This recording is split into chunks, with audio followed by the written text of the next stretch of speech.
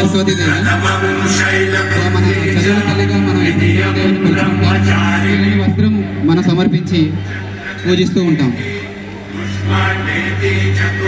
తర్వాత మన రాజరాజేశ్వరి దేవి. ఈ దేవికి మనం ఎరుపు మరియు ఆకుపచ్చ రంగులు సమర్పిస్తూ ప్రార్థించుకోవడం మన ఆనవాయితీగా ఉంటుంది. తరువాత మహిషాసుర మర్దిని అమ్మవారు. ఈ దేవికి మనం ఆకుపచ్చ రంగుని సమర్పించి ప్రార్థించుతూ ఉండటం మన ఆనవాయితీ. తర్వాత గాయత్రీదేవి. మన ఈ గాయత్రి అమ్మవారిని మనం నారింజ రంగు గల వస్త్రాలను సమర్పిస్తూ ప్రతి సంవత్సరం పూజించుకుంటూ ఉంటాం. తర్వాత మన ఆకలిని తీర్చే అన్నపూర్ణాదేవి. మన ఈ అన్నపూర్ణాదేవికి లేత పసుపు రంగు సమర్పిస్తూ మనందరం ప్రార్థించుకోవడం మన ఆనవాయితీగా ఉంటుంది. తర్వాత మన బాల త్రిపుర సుందరి దేవి. సో ఈ దేవికి మనం లేత గులాబీ రంగు గల వస్త్రాలు సమర్పించుకుంటూ మనం ఏటా ప్రార్థిస్తూ ఉంటాం. నెక్స్ట్ మహాలక్ష్మీదేవి. మన కనక మహాలక్ష్మీదేవిగా మనం పిలుచుకునే ఈ మహాలక్ష్మీదేవికి ప్రతి సంవత్సరం మనం ముదురు గులాబీ రంగుని సమర్పిస్తూ ప్రార్థించుకోవడం మన ఆనవాయితీగా వస్తుంది. లలితా త్రిపుర సుందరి దేవి. ఈ అమ్మవారికి మనం ముదురు బంగారు రంగుని సమర్పిస్తూ ప్రార్థించుకుంటూ ఉంటాం. మన చివరి అవతారం అయినటువంటి దుర్గాదేవి.